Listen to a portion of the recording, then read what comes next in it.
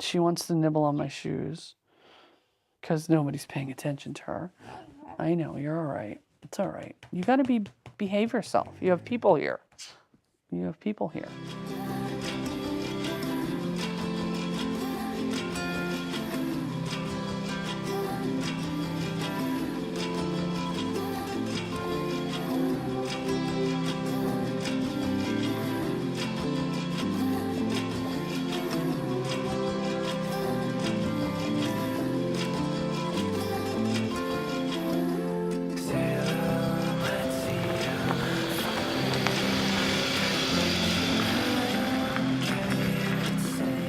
My name's Derek Walter. And my name is Steve Jenkins.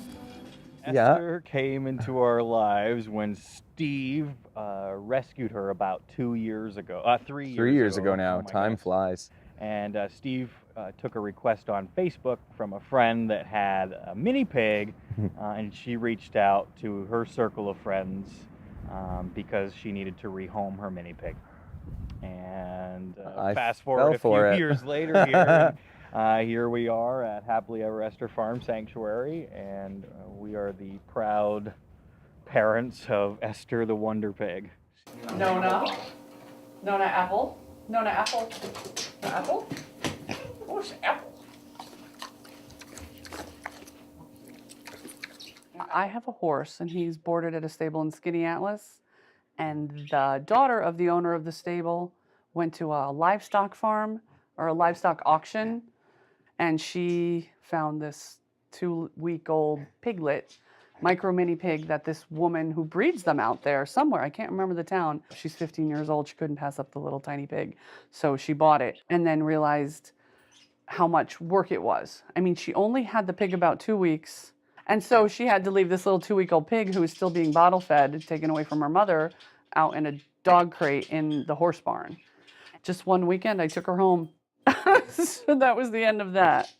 So I couldn't let her live that life. And the little girl, the 15-year-old, said to me, well, I was getting ready to sell her on Craigslist. And it just broke my heart. I just couldn't do it. She was supposed to be 70 pounds. That's the only reason we even entertained the idea of getting a pig. And we didn't realize that it's a pretty common issue that they get way bigger than what you expect. So yeah, Esther way exceeded her 70-pound estimated final weight and currently weighs about 650 pounds. Yeah, she surpassed her 70-pound maximum weight that we were told that she was going to be within about 2.5 months. 3 months? 2 or 3 months. Yeah, it was not long. And then after that, after the 3 months, then she was putting on 1 pound a day for about a year. And then it slowed down and slowed down. But it took her about 1.5 years to get to this. 1.5 years to 2 months. And see, she's a big sucker. Like, if you do this, she'll suckle your thumb. Hey, baby. Yeah. Good girl. You can see her little cheeks going.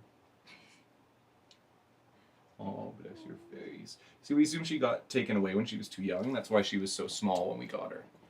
So behavior like this, and like she seeks me out a lot if she's scared or upset, and Derek has kind of become, we had an expert come up from New York actually, Susie Costin from Farm Sanctuary, and she came up and spent some time with us.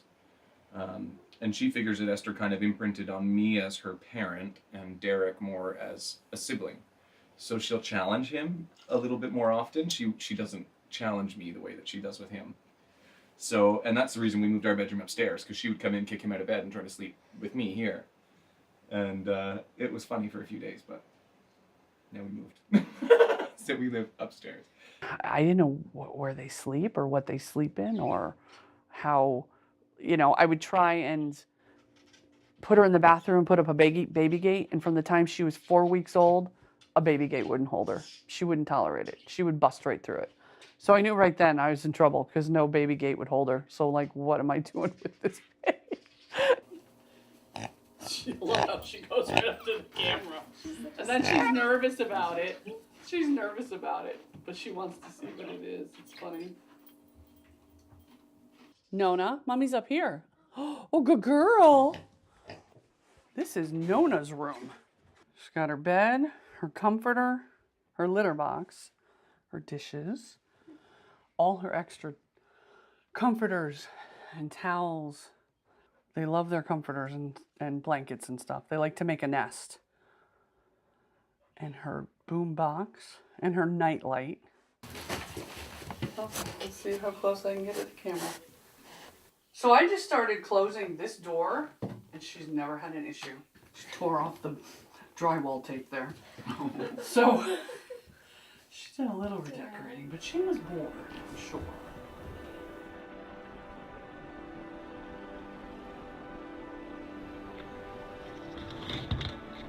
Oh, good morning. Come and get piggy breakfast. Come on, Esther. You coming to get piggy breakfast? Is it too cold out there for a piggy?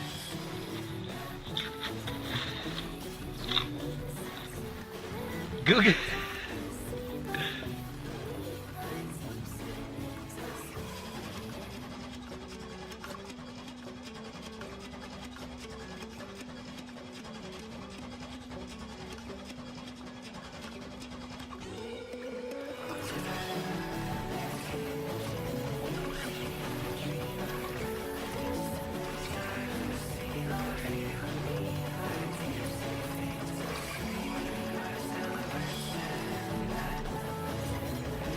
There's something about pigs, they've got a really crazy personality. Like there was something, like I said, it's hard to explain for me. Like when you look at the eyes of a pig, I mean, there's a lot more there than what you would see even when you look at a dog or at a cat. And I mean, we love dogs and cats, I mean, as you can see.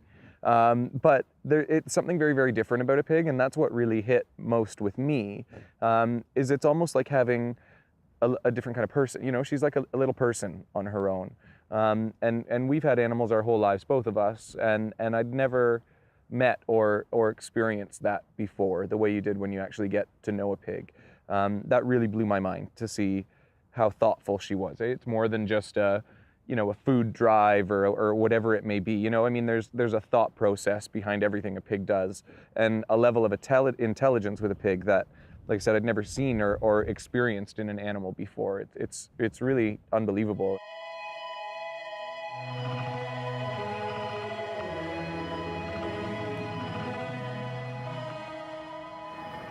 They're gonna think they're eating dinner.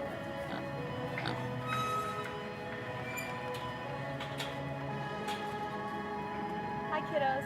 Hello, Moo. Hi, Moo Man. Hi, Smokey. Come on, buddy. You or Moo? Will you come say hi to me?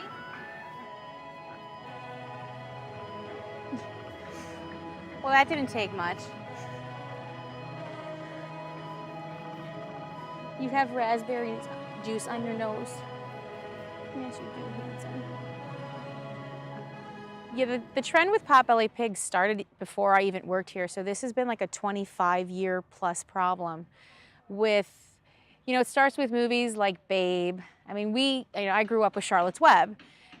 So you see that movie where they slop the pig, with all the table scraps and stuff. And it's not that there's not nutritious parts in it, but when the pet pig fad started, a lot of people were overfeeding their pigs because they were like, oh, I can give it whatever, it's my garbage disposal. So we used to see a lot of overweight pigs come in. And then they started with the false advertisement between breeders and pet stores of these small pigs that would stay under a certain size, say 30 to 50 pounds. They have a number of different names for them: teacup pigs, micro mini pigs, Juliana pigs. And just like with any type of animal, there's bloodlines. And just like with people, some are short, some are tall. There are different body shapes, body types with pigs. But there's no way when you look at a baby that you can guarantee it's going to stay a certain size.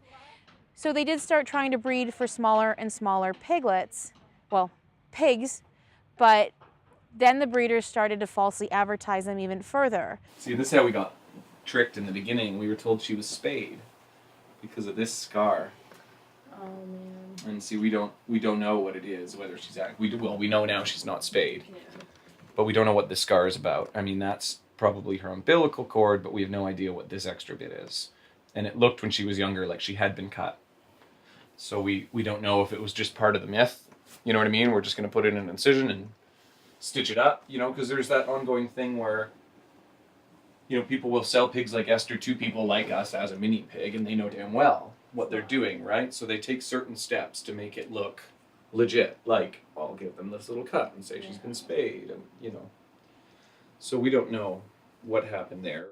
So breeders have now started, the trend now is to tell people to feed them the wrong amount as a piglet. So basically they're withholding nutrition, and it's ending up stunting the piglet's growth, keeping the piglet smaller, but it's a false small. Sometimes you see these pigs and they have a large head and a more narrow, small body, and you can say, well, I know where that pig came from. I know what those breeders told those owners.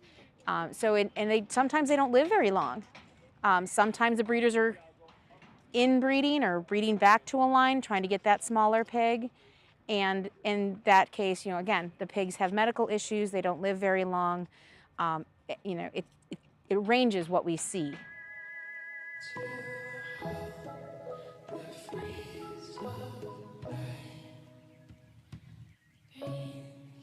A lot of times when they've bought the pig from a breeder, the breeder will actually tell them to give it a quarter cup in the morning and a quarter cup in the evening, and that will keep it small. So we do have some that come in that have been starved, and they don't know. The people did what the breeder told them to do. But the pigs can't recover from that, and they have a very short lifespan.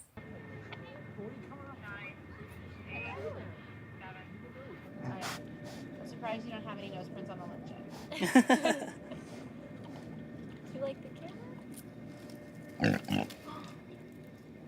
Smoky. That's the norm. We've seen a number of reasons why people have to admit their pigs. A lot of house pet pigs, there's the three main reasons are soiling in the house, aggressive, whether it's to people or to their other animals, or they're moving and they can't take it with them. But the majority of the time, the pig is doing something that's causing the people to say this is not a good idea. We've had a pig brought in for tipping over a refrigerator, rooting up the carpet and linoleum. You know, the aggression has been at kids, like say they're trying to reprimand the child, or strangers. They're very protective of their people and they don't want anyone near them. Sibling rivalry with the other animals in the house. We had one pig just recently admitted for going after the dog. Nona, be nice to him. Come here. Everybody's always gotten along in every situation I've ever had with animals. And so I didn't anticipate the pig disliking my dog as much as she does. It's not that big of a deal. I would never do it again. I would never have another pig with a dog, I think, again. Plus a pig is the bonding with a pig is so strong. And they are a lot of work. They're not like it's not like having a cat, you know. They're just like toddlers, just like babies. I mean, into stuff. She'll pull stuff. She'll pull blankets around the house. She'll knock pillows off the sofa.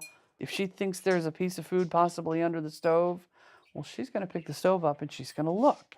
I mean, and it's very loud and she's banging the stove up. And I mean, they're just notoriously naughty. You know, you basically have to child-proof your house for a pig. And it's a whole different level when that pig's 650 pounds. It's like it's a constant chess game. Yeah, Like they're so strong. They are always playing a game with you about, you know, vulnerability. They are opportunists. Like, they are so smart and connected in. Like, you think that they don't see something, but they see everything. They do not miss a beat. If you're not paying attention to her, like I'm not now, so she's going to get my attention if it kills her.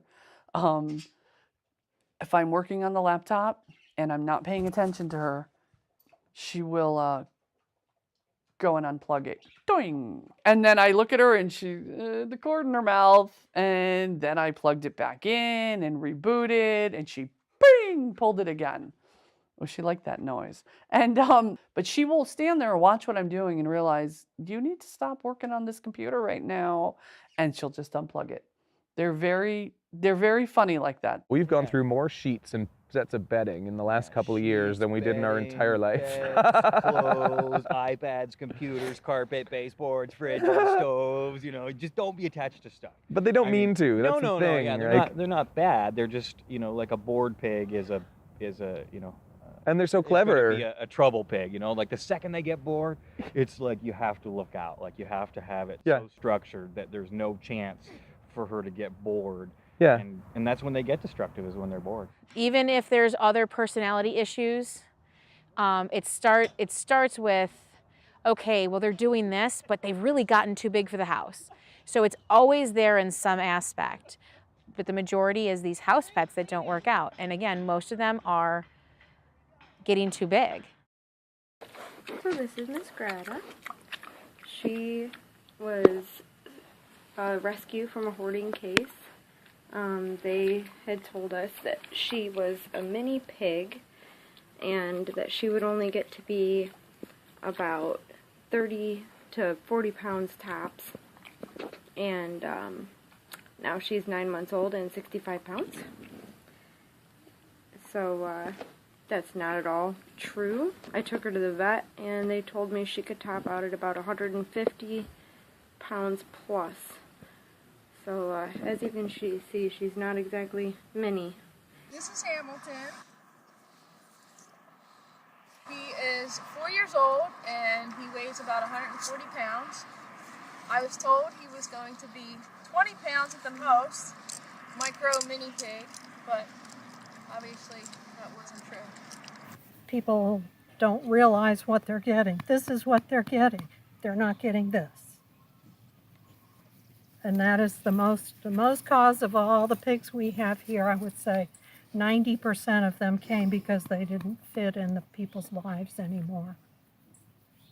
What I didn't expect is the connection between my pig and myself. And sometimes I think back like a crazy person, like it's because I got her when she was a tiny baby and she was bottle fed, and there's like this mother-child bond. It's like this overprotective mother thing.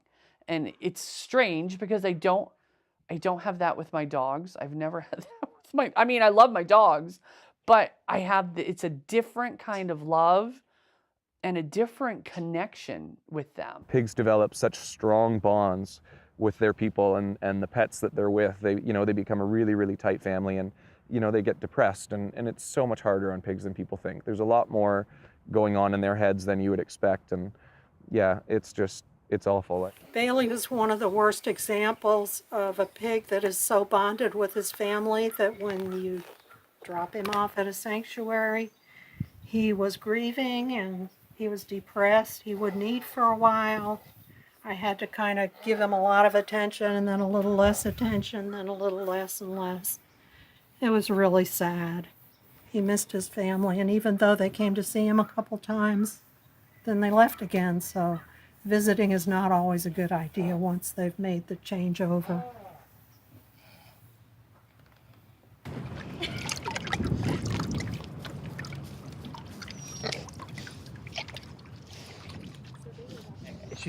Esther has changed everything, Yeah. from the way that we run our lives to right down to what we eat and when we can go away. I mean, everything. So yeah, we've gone vegan. We call it Esther approved. We don't use the word vegan so much, but we say Esther approved, and it's very much rooted in being kind. And that's what obviously inspired the sanctuary, and knowing how many people were like us that get pigs that get bigger than they thought, and it's such a big snowball effect because of her. When someone's looking to adopt a pet pig, I always start off with, I'm going to have a very honest conversation with you, and it's going to sound like I'm trying to convince you not to adopt. But the reason is I'm going to be honest with you. You can find lots of information on the internet, and unfortunately there's a lot of misinformation. Get one of these pigs that is a little bit older. You'll know exactly what you're getting, how big they're going to be. You're going to give a home to a pig that really needed one. this is not for everybody. And I think that's why a lot of pigs end up in sanctuaries and are put up for placement for adoption. It's a commitment and a half. So they have this kind of, I don't know what it is, some kind of a spiritual pull that I can't really describe. It's almost like pig love blows dog love out of the water, and I don't know what that is. It's an unconditional, even though dog love is unconditional, pig is another level that I can't explain.